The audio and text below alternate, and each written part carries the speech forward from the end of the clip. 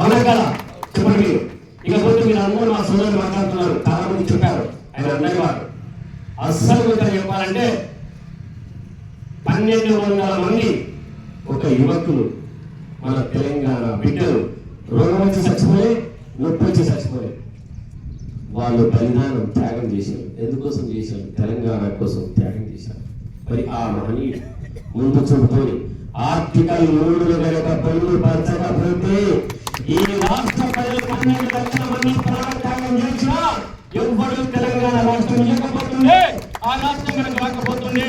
అంటే ఇవాళ తెలంగాణ రాష్ట్రంలో ప్రతి బిడ్డ మన పెద్ద బిడ్డ రుణపడి ఉన్నది పొంది తీరవలసింది. ఎందుకంటే తెలంగాణలో అనుభవించే ప్రతి ఫలం కులాలకు అతీతంగా, మతాలకు అతీతంగా ప్రతి ఒక్క బిడ్డ 4.5 కోట్ల ప్రజలు ప్రతి క్షణం తలుసుకుని మన మహనీయుడు మన బాబాసాహెబ్ అంబేద్కర్ అంత గొప్ప మహనీయుడు.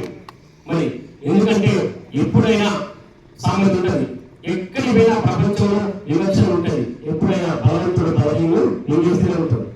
అది చాలా సింపుల్ విషయం. పొడుగుని పొట్టోడు కొట్టుడు, పొట్టోడు పొడుగులు కొట్టు, పొడుగుని పురుషులు కొట్టుకొని ఇంకా సామెత చెప్పినట్టుగా ఇది ఎక్కడైనా వచ్చేది తింటారు.